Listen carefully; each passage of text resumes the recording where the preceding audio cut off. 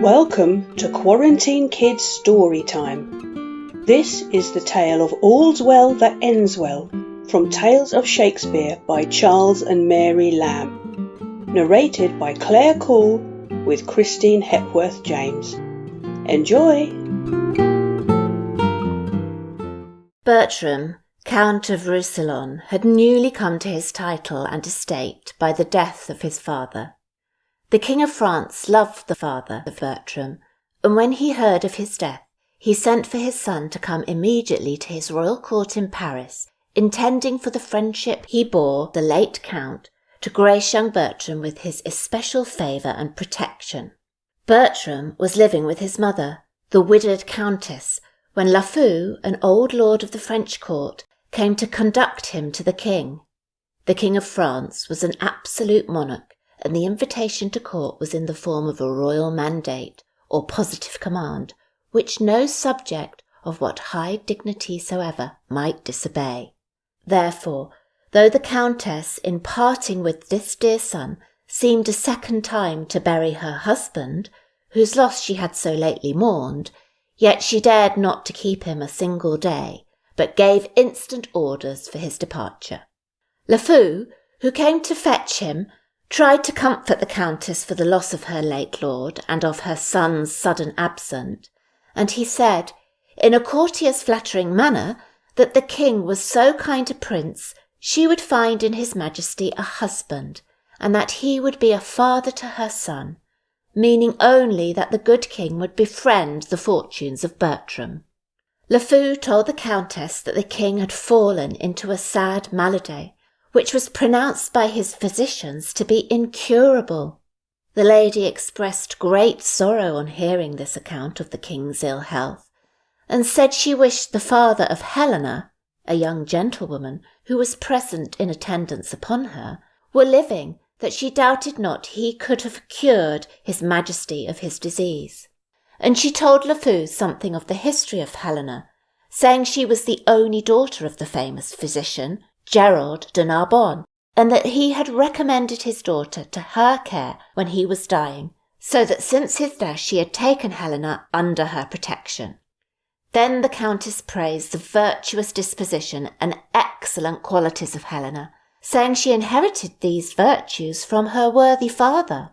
While she was speaking, Helena wept in sad and mournful silence, which made the Countess gently reprove her for too much grieving for her father's death. Bertram now bade his mother farewell. The Countess parted with the dear son with tears and many blessings, and commended him to the care of Lafeu, saying, "Good, my lord, advise him, for he is an unseasoned courtier."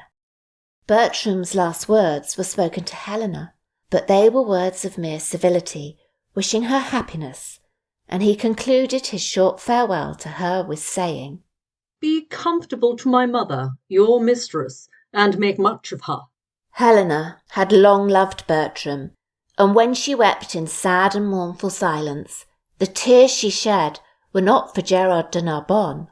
Helena loved her father, but in the present feeling of a deeper love, the object of which she was about to lose, she had forgotten the very form and features of her dead father, her imagination presenting no image of her mind but Bertram's. Helena had long loved Bertram, yet she always remembered that he was the Count of Roussillon, descended from the most ancient family in France, she of humble birth, her parents of no note at all, his ancestors all noble, and therefore she looked up to the high-born Bertram as to her master and to her dear lord, and dared not form any wish but to live his servant, and, so living, to die his vassal. So great the distance seemed to her between his height of dignity and her lowly fortunes, that she would say, "It were all one that I should love a bright particular star, and think to wed it. Bertram is so far above me." Bertram's absence filled her eyes with tears and her heart with sorrow. For though she loved without hope, yet it was a pretty comfort to her to see him every hour, and Helena would sit and look upon his dark eye, his arched brow, and the curls of his fine hair, till she seemed to draw his portrait on the tablet of her heart, that heart too capable of retaining the memory of every line in the features of that loved face. Gerard de Narbonne, when he died, left her no other portion than some prescriptions of rare and well-proved virtue, which, by deep study and long experience in medicine, he had collected as sovereign and almost infallible remedies. Among the rest, there was one set down as an approved medicine for the disease under which Lafeu said the king at that time languished.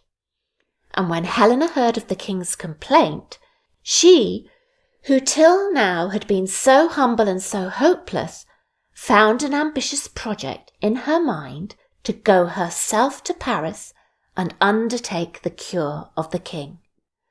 But though Helena was the possessor of this choice prescription, it was unlikely, as the king as well as his physicians was of opinion that his disease was incurable, that they would give credit to a poor unlearned virgin if she should offer to perform a cure.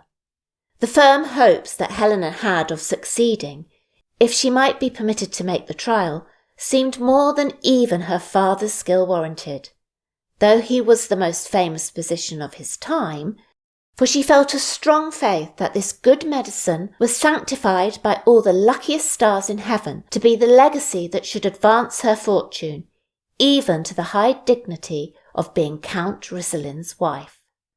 Bertram had not been long gone when the Countess was informed by her steward that he had overheard Helena talking to herself, and that he understood, from some words she uttered, she was in love with Bertram and thought of following him to Paris. The Countess dismissed the steward with thanks and desired him to tell Helena she wished to speak with her. What she had just heard of Helena brought the remembrance of days long past into the mind of the Countess. Those days, probably, when her love for Bertram's father first began. And she said to herself, "Even so it was with me when I was young. Love is a thorn that belongs to the rose of youth. For in the season of youth, if ever we are nature's children, these faults are ours, though when we think not they are faults." While the Countess was thus meditating on the loving errors of her own youth, Helena entered, and she said to her, "Helena, you know I am a mother to you." Helena replied, "You are my honourable mistress." "You are my daughter," said the Countess again.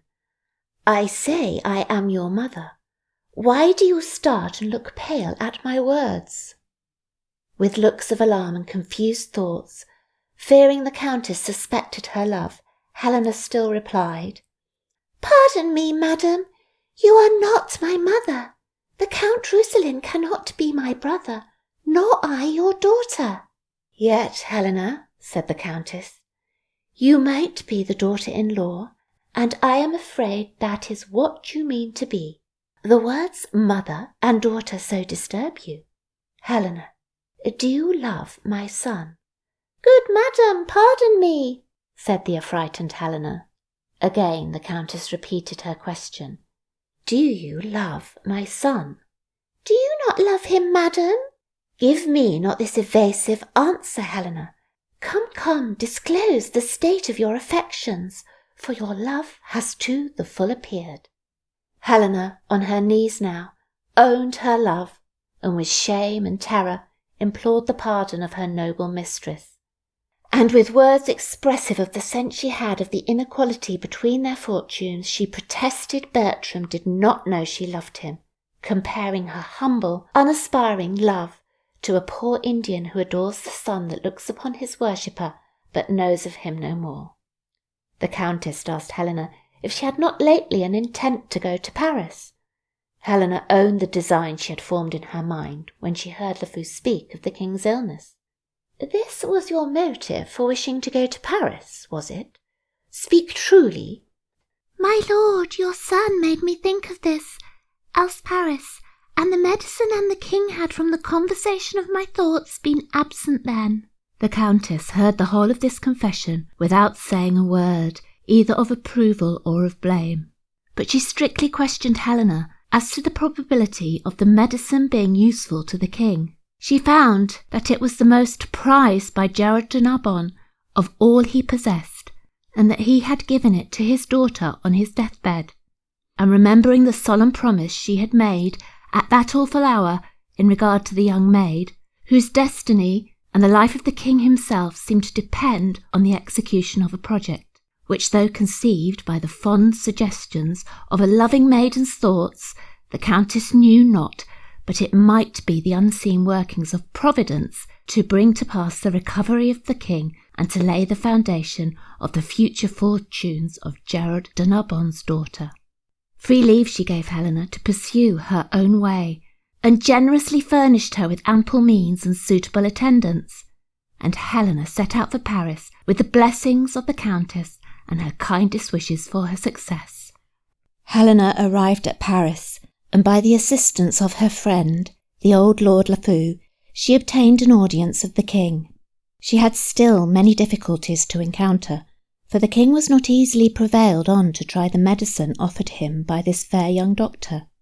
But she told him she was Gerard de Narbon's daughter, with whose fame the king was well acquainted, and she offered the precious medicine as the darling treasure which contained the essence of all her father's long experience and skill, and she boldly engaged to forfeit her life if it failed to restore his majesty to perfect health in the space of 2 days. The king at length consented to try it, and in 2 days' time Helena was to lose her fief if the king did not recover. But if she succeeded, he promised to give her the choice of any man throughout all France, the princes only excepted, whom she could like for a husband. The choice of a husband being the fee Helena demanded if she cured the king of his disease. Helena did not deceive herself in the hope she conceived of the efficacy of her father's medicine. Before 2 days were at an end, the king was restored to perfect health, and he assembled all the young noblemen of his court together in order to confer the promised reward of a husband upon his fair physician. And he desired Helena to look round on this youthful parcel of noble bachelors and choose her husband. Helena was not slow to make her choice, for among these young lords she saw the Count Roussillon, and turning to Bertram she said, "This is the man. I dare not say, my lord, I take you, but I give me and my service ever whilst I live into your guiding power." "Why then, young Bertram, take her. She is your wife," said the king. Bertram did not hesitate to declare his dislike to the present of the kings of the self-offered Helena, who, he said, was a poor physician's daughter, bred at his father's charge, and now living a dependent on his mother's bounty. Helena heard him speak these words of rejection and of scorn, and she said to the king, "That you are well, my lord. I am glad. Let the rest go." But the king would not suffer his royal command to be so slighted, for the power of bestowing their nobles in marriage was one of the many privileges of the King of France, and the same day Bertram was married to Helena, a forced and uneasy marriage to Bertram, and of no promising hope to the poor lady who, though she gained the noble husband she had hazarded her life to obtain, seemed to have won but a splendid blank, her husband's love not being a gift in the power of the King of France to bestow. Helena was no sooner married than she was desired by Bertram to apply to the king for leave of absence from court, and when she brought him the king's permission for his departure, Bertram told her that he was not prepared for this sudden marriage. It had much unsettled him, and therefore she must not wonder at the course he should pursue. If Helena wondered not, she grieved when she found it was his intention to leave her. He ordered her to go home to his mother. When Helena heard this unkind command, she replied, "Sir, I can nothing say to this but that I am your most obedient servant, and shall ever with true observance seek to eke out the desert wherein my homely stars have failed to equal my great fortunes." But this humble speech of Helena's did not at all move the haughty Bertram to pity his gentle wife, and he parted from her without even the common civility of a kind farewell. Back to the Countess then Helena returned. She had accomplished the purpose of her journey, she had preserved the life of the king, and she had wedded her heart's dear lord, the Count Roussillon. But she returned back a dejected lady to her noble mother-in-law, and as soon as she entered the house she received a letter from Bertram which almost broke her heart. The good Countess received her with a cordial welcome, as if she had been her son's own choice and a lady of a high degree, and she spoke kind words to comfort her for the unkind neglect of Bertram in sending his wife home on her bridal day alone. But the gracious reception failed to cheer the sad mind of Helena, and she said, "Madam, my lord is gone, for ever gone." She then read these words out of Bertram's letter. "When you can get the ring from my finger, which never shall come off, then call me husband. But in such a then I write a never." "This is a dreadful sentence," said Helena. The Countess begged her to have patience, and said, now Bertram was gone, she should be her child, and that she deserved a law that 20 such rude boys as Bertram might tend upon, and hourly call her mistress. But in vain, by respectful condescension, the kind flattery of this matchless mother tried to soothe the sorrows of her daughter-in-law. Helena still kept her eyes fixed upon the letter, and cried out in an agony of grief, "Till I have no wife, I have nothing in France." The Countess asked her if she found these words in the letter. "Yes, madame," was all poor Helena could answer. The next morning, Helena was missing. She left a letter to be delivered to the Countess after she was gone, to acquaint her with the reason of her sudden absence. In this letter she informed her that she was so much grieved at having driven Bertram from his native country and his home, that to atone for her offence she had undertaken a pilgrimage to the shrine of St. Jacques le Grand, and concluded with requesting the Countess to inform her son that the wife he so hated had left his house forever. Bertram, when he left Paris, went to Florence, and there became an officer in the Duke of Florence's army, and after a successful war in which he distinguished himself by many brave actions, Bertram received letters from his mother containing the acceptable tidings that Helena would no more disturb him, and he was preparing to return home when Helena herself, clad in her pilgrim's weeds, arrived at the city of Florence. Florence was the city through which the pilgrims used to pass on their way to St. Jacques le Grand, and when Helena arrived at this city, she heard that a hospitable widow dwelt there who used to receive into her house the female pilgrims that were going to visit the shrine of the saint, giving them lodging and kind entertainment. To this good lady, therefore, Helena went, and the widow gave her a courteous welcome and invited her to see whatever was curious in that famous city, and told her that if she would like to see the Duke's army, she would take her where she might have a full view of it. "And you will see a countryman of yours," said the widow. "His name is Count Roussillon, who has done worthy service in the Duke's wars." Helena wanted no second invitation when she found Bertram was to make part of the show. She accompanied her hostess, and a sad and mournful pleasure it was to her to look once more upon her dear husband's face. "Is he not a handsome man?" said the widow. "I like him well," replied Helena with great truth. All the way they walked, the talkative widow discourse was all of Bertram. She told Helena the story of Bertram's marriage, and how he had deserted the poor lady his wife and entered in the Duke's army to avoid living with her. To this account of her own misfortunes, Helena patiently listened, and when it was ended, the history of Bertram was not yet done, for then the widow began another tale, every word of which sank deep into the mind of Helena. For the story she now told was of Bertram's love for her daughter.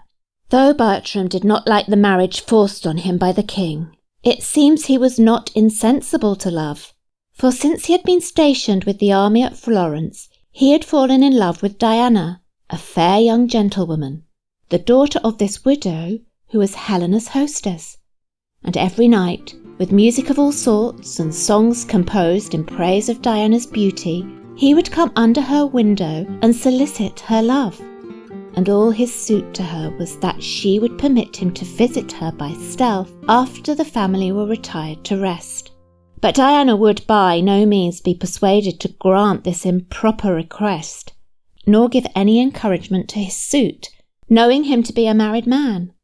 For Diana had been brought up under the counsels of a prudent mother who, though she was now in reduced circumstances, was well born and descended from the noble family of the Capulets. All this the good lady related to Helena, highly praising the virtuous principles of her discreet daughter, which she said were entirely owing to the excellent education and good advice she had given her. And she further said that Bertram had been particularly importunate with Diana to admit him to visit he so much desired that night, because he was going to leave Florence early the next morning. Though it grieved Helena to hear of Bertram's love for the widow's daughter, yet from this story the ardent mind of Helena conceived a project, nothing discouraged at the ill success of her former one, to recover her truant lord. She disclosed to the widow that she was Helena, the deserted wife of Bertram, and requested that her kind hostess and her daughter would suffer this visit from Bertram to take place, and allow her to pass herself upon Bertram for Diana, telling them her chief motive for desiring to have this secret meeting with her husband was to get a ring from him, which, he had said, if ever she was in possession of, he would acknowledge her as his wife. The widow and her daughter promised to assist her in this affair, partly moved by pity for this unhappy, forsaken wife, and partly won over to her interest by the promises of a reward which Helena made them, giving them a purse of money in earnest of her future favour. In the course of that day, Helena caused information to be sent to Bertram that she was dead, hoping that when he thought himself free to make a second choice by the news of her death, he would offer marriage to her in a feigned character of Diana. And if she could obtain the ring and this promise, too, she doubted not she should make some future good come of it. In the evening, after it was dark, Bertram was admitted into Diana's chamber, and Helena was there ready to receive him. The flattering compliments and love discourse he addressed to Helena were precious sounds to her, though she knew they were meant for Diana. And Bertram was so well pleased with her that he made her a solemn promise to be her husband, and to love her forever, which she hoped would be prophetic of a real affection when he should know it was his own wife, the despised Helena, whose conversation had so delighted him. Bertram never knew how sensible a lady Helena was, else perhaps he would not have been so regardless of her, and seeing her every day, he had entirely overlooked her beauty, a face we are accustomed to see constantly losing the effect which is caused by the first sight either of beauty or of plainness, and of her understanding it was impossible he should judge, because she felt such reverence mixed with her love for him that she was always silent in his presence. But now that her future fate and the happy ending of all her love projects seemed to depend on her leaving a favourable impression on the mind of Bertram from this night's interview, she exerted all her wit to please him, and the simple graces of her lively conversation and the endearing sweetness of her manners so charmed Bertram that be vowed she should be his wife. Helena begged the ring from off his finger as a token of his regard, and he gave it to her. And in return for this ring, which it was of such importance to her to possess, she gave him another ring, which was one the king had made her a present of. Before it was light in the morning she sent Bertram away, and he immediately set out on his journey towards his mother's house. Helena prevailed on the widow and Diana to accompany her to Paris, their further assistance being necessary to the full accomplishment of the plan she had formed. When they arrived there, they found the king was gone upon a visit to the Countess of Roussillon, and Helena followed the king with all the speed she could make. The king was still in perfect health, and his gratitude to her who had been the means of his recovery was so lively in his mind that the moment he saw the Countess of Roussillon he began to talk of Helena, calling her a precious jewel that was lost by the folly of her son. But seeing the subject distress the Countess, who sincerely lamented the death of Helena, he said, "My good lady, I have forgiven and forgotten all. But the good-natured old LeFou, who was present and could not bear that the memory of his favourite Helena should be so lightly passed over, said, This I must say. The young lord did great offence to his majesty, his mother, and his lady. But to himself he did the greatest wrong of all, for he has lost a wife whose beauty astonished all eyes, whose words took all ears captive, whose deep perfection made all hearts wish to serve her. The king said, Praising what is lost makes the remembrance dear. Well, call him hither. meaning Bertram, who now presented himself before the king, and on his expressing deep sorrow for the injuries he had done to Helena, the king, for his dead father's and his admirable mother's sake, pardoned him and restored him once more to his favour. But the gracious countenance of the king was soon changed towards him, for he perceived that Bertram wore the very ring upon his finger which he had given to Helena. And he well remembered that Helena had called all the saints in heaven to witness she would never part with the ring unless she sent it to the king herself upon some great disaster befalling her.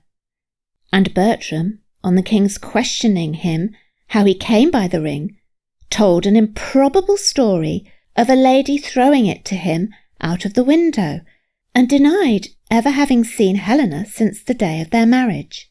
The king, knowing Bertram's dislike to his wife, feared he had destroyed her, and he ordered his guards to seize Bertram, saying, I am wrapped in dismal thinking, for I fear the life of Helena was foully snatched.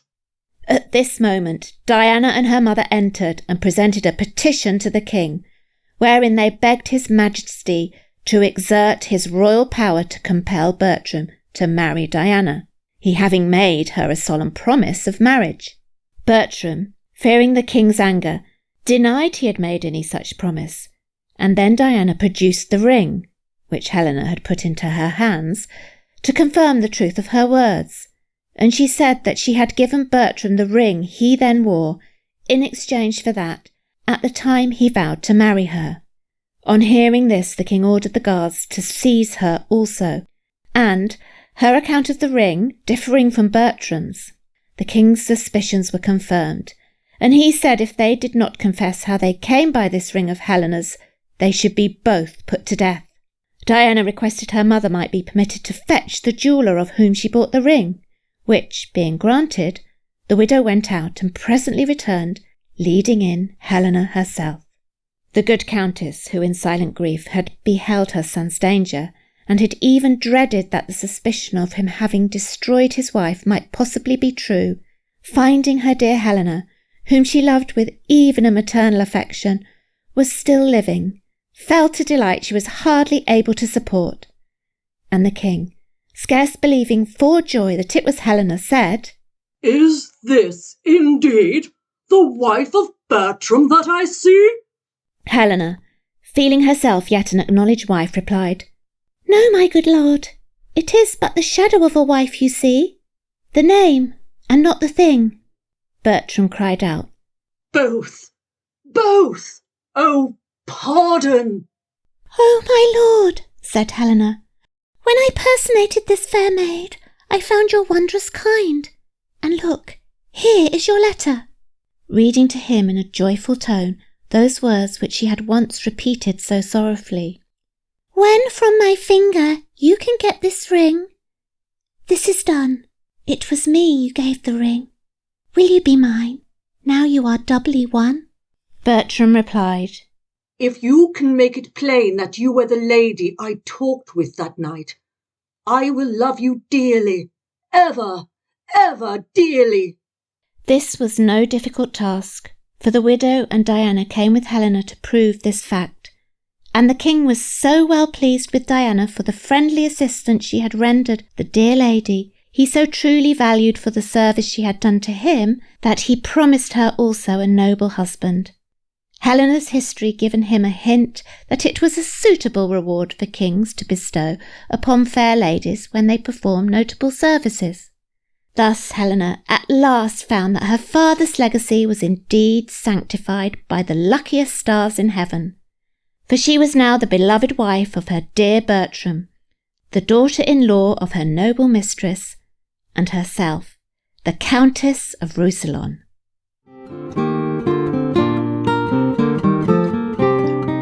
Thanks for listening. That was the tale of All's Well That Ends Well from Tales of Shakespeare by Charles and Mary Lamb, narrated by Claire Coull with Christine Hepworth James. Tune in tomorrow for Blind Cupid Shakespeare Company's tale. If you enjoy this tale, please consider donating to this project down below in the description box. Take care all. TTFN!